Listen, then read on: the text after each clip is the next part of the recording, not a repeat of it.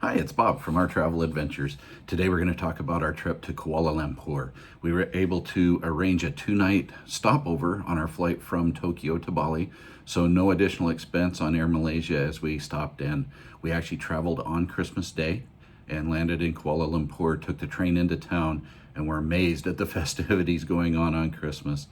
It is very affordable in Kuala Lumpur, so we actually splurged and stayed at the Ritz-Carlton on Christmas or for our 2 nights, and very affordable.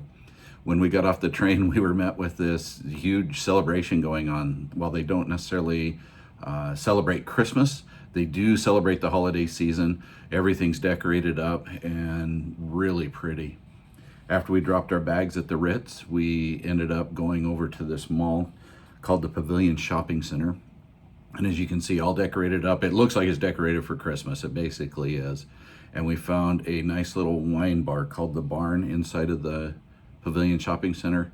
And they even had Christmas carols.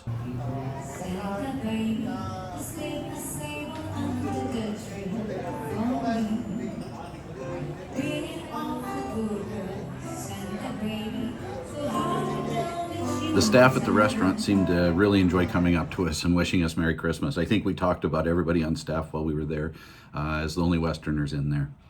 The next morning we decided to take a walk actually and go to the Petronas Towers. They do have really nice mass transit in KL, but this was walkable. It's actually a pretty walkable city as well. The Petronas Towers are amazing. They have this whole water feature out in front of them and then the conjoined towers in the middle.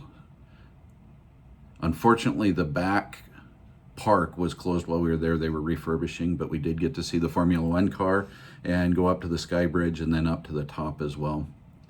The view from the Sky Bridge and the view from up top are amazing, but to be able to see both towers from the Sky Bridge is pretty cool. While we were there, it was a little bit cloudy, and as clouds would go by, the skyscrapers around us would go in and out of the clouds at the tops of the buildings. Really kind of surreal.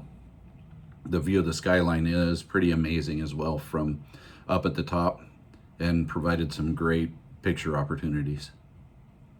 I do think the price of this tour was very worthwhile, and while we were there, they were celebrating 25 years.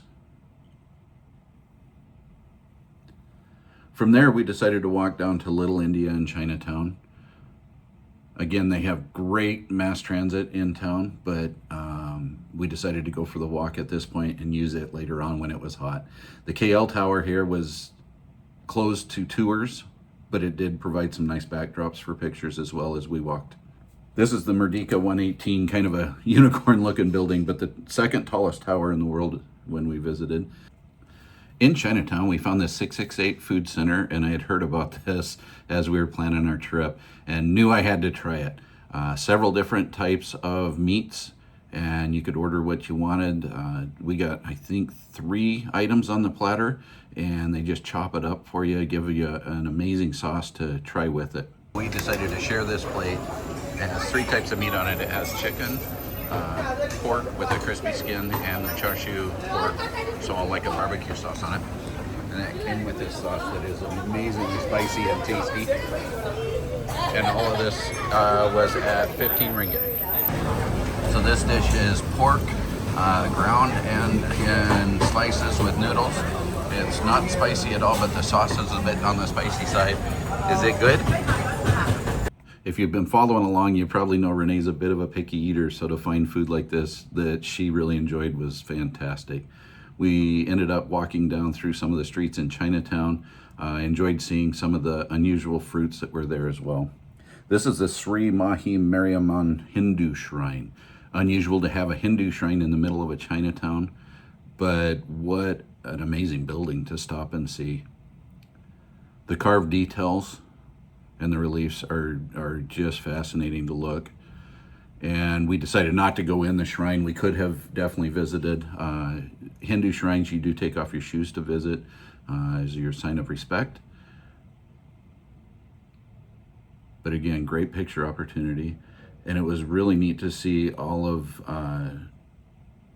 carts around, and they sold offerings in the form of flour. They almost look like leis or something that you would see in Hawaii.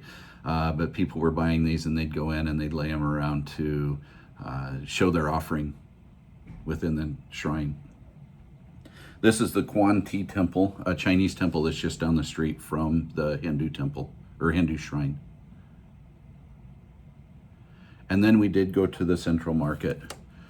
This is a market like what you would expect. A lot of stuff outside selling food and all sorts of different artistic items, and then shops all the way through, a couple of stories inside as well. Lots of stuff to hunt down and buy if you are in that type of market. Back at the Ritz, we did enjoy our afternoon tea that afternoon.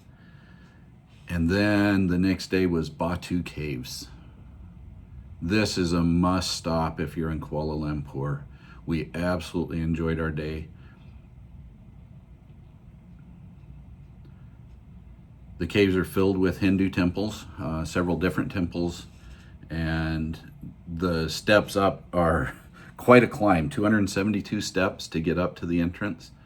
You can see they're all the different colors here. Renee had just gone through a foot surgery a couple months before we were there, so quite a feat for her to accomplish with the big climb up into the caves. There are monkeys all over here as well, and just kind of want to stay away from them. They can be pretty aggressive. But they are fun to watch as well.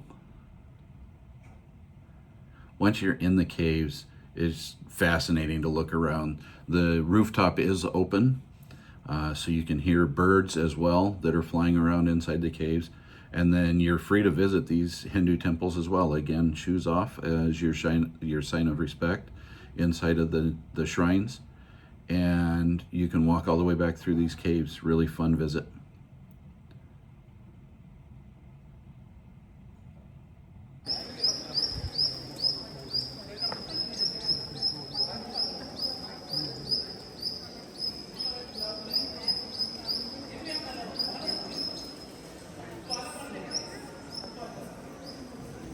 The caves themselves are also really neat to see. All the stalactites, stalagmites, the different formations throughout the cave, and the way that they use those and integrate their shrines in with them. Batu Caves is a little ways outside of Kuala Lumpur, so you do need some transportation to get to them. Hope you enjoyed our look at Kuala Lumpur, and will join us on our 6-night adventure in Bali.